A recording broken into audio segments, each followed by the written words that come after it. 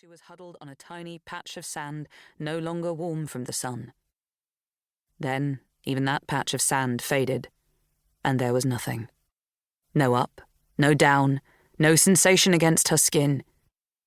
Then she fell, on and on into inky, endless dark, her mouth opened in a silent scream of her own. Nothing. She woke to a cut-off scream, body heavy, heart racing. Wards flared, blinding silver. Her face was wet, air cool on her skin. Her hands hurt. She looked down, unable to see for a moment. Her wards were too bright in the first world. They were holding, though. She dampened her wards and muttered a spell to enhance her sight. Her fingers were clenched into the bedsheets, knuckles white. It took a considerable effort to loosen her grip, to let go, uncurl her fingers. Even sitting up in the middle of the bed, she was scared of falling. She looked around the room, wary of the shadows, and saw only the now familiar shapes of furniture, the floor solid and real in the first world. Her heart was slowing. A little. Her skin was prickling, cold after the summer sun she could still feel in her mind.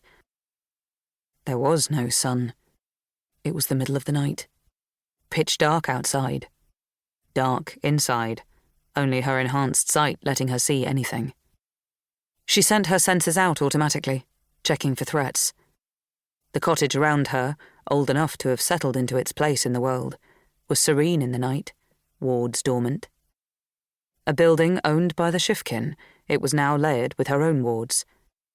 Everything was quiet and still. The only disturbance was in her mind. A nightmare. Again. 10 days or more of waking mid of night with a sense of dread and fast-fading impressions of whatever had disturbed her sleep. This night was no different, her mind giving her the barest trace of salt on her skin.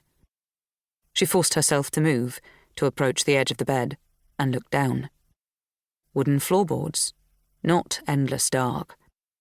She made her body, slowly, to sit on the side of her bed, feet dangling over the edge, head hanging. There was no bottomless black under her, just floorboards. She stretched one of her feet until her toes touched the polished wood. Solid and real. She moved again until both feet were flat on the floor, her heart racing too fast. She caught sight of ends of the pyjama trousers and had a disorienting moment remembering fine, pale sand catching at the edges. Here and now, she saw only plain red.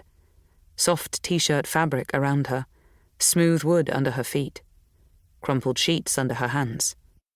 She had clenched her hands again. She smoothed them again. She was tired, worn out, nerve endings stretched, nauseated from lack of sleep. Night after night of not sleeping was wearing her nerves. She glanced across at the bedside table. There was a large glass of water and an empty potion bottle, the strongest sleeping potion she knew how to make. And it had not worked. The clock dial told her she had been asleep for a bare few hours, more than the night before. Still not enough. The impressions of the nightmare were fading further. Sunlight, sand, salt air, not the stuff that nightmares were usually made of. And not something she had ever encountered in her daylight waking world. She was sure there had been something else. Something that was a nightmare in itself, but her waking mind did not remember it. Quite why her mind needed to conjure up new things to give her nightmares, she had no idea. Her head was stuffed full of enough actual, real memories to disturb her sleep for years to come. She dimmed her sight and turned on the bedside light, glaring at the clock face. Past experience told her that she would not get back to sleep now, no matter how tired she was. There were several hours before she was due to meet the prime for the day's task. Still, if she could not sleep, extra preparation would be no bad thing.